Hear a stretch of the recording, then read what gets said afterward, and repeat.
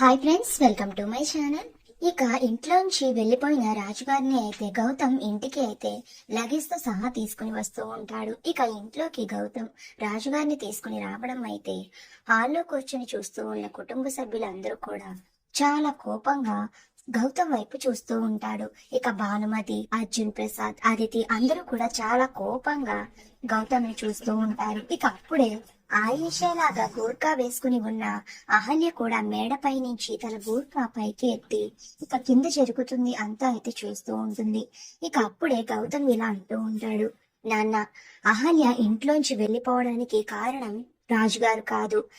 అసలు అహల్య ఇంట్లోంచి వెళ్లిపోవడానికి ముఖ్య కారణం ఎవరో కాదు, నానమ్మే నాన్న అని అయితే గౌతమ్ అంటూ ఉంటాడు. ఇక అలా అనగానే భానుమతి, అర్జున్ ప్రసాద్ అందరూ కూడా ఒక్కసారిగా షాక్ అయిపోతారు. నేనే అహల్య ఇంటిలోంచి వెళ్లిపోవడానికి కారణం అని చెప్పడానికి నీ దగ్గర ఏం సాక్ష్యం ఉందనిరా నా మీద నిందలు వేస్తున్నాం అని అయితే భానుమతి చాలా కోపంగా అడుగుతూ ఉంటుంది. ఇక అప్పుడు గౌతమ్, నా దగ్గర సాక్ష్యం ఉంది నానమ్మ, సాక్ష్యం ఉంది కాబట్టి నేను ఇంత గట్టిగా చెప్తున్నాను అని అంటూ ఉంటాడు. ఏంటి సాక్ష్యం ఉందా అని భానుమతి ఒక్కసారిగా షాక్ అయిపోతుంది.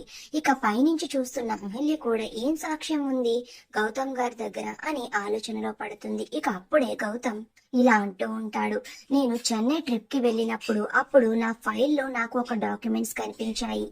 ఇవే ఆ డాక్యుమెంట్స్, ఒకసారి చదవండి నాన్న అని అహల్య చేత భానుమతి సైన్ చేసి పెట్టించుకున్న డాక్యుమెంట్స్ అయితే తీసి అర్జున్ ప్రసాద్ కి ఇస్తాడు. ఇక అందులో ఉన్నదంతా చదివిన అర్జున్ ప్రసాద్ అయితే చాలా కోపంగా భానుమతి వైపు చూసి షాక్ అయిపోతూ ఉంటాడు.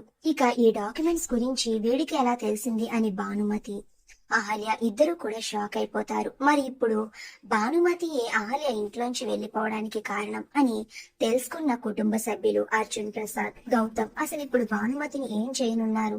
ఇంట్లో ఆయేషాలా ఉన్నది అహల్యనని ఇంట్లో వాళ్ళకి ఎలా తెలుస్తుంది? అసలు ఇప్పుడు ఏం జరుగుతుంది అనేది నెక్స్ట్ వీడియోలో తెలుసుకుందాం. ఇంతకీ ఈ రోజు వేసిన ముగ్గు ఎలా ఉంది? ఈ ముగ్గు మీకు నచ్చిందా? అయితే మీ అభిప్రాయాన్ని కామెంట్ చేసేయండి. Thank you.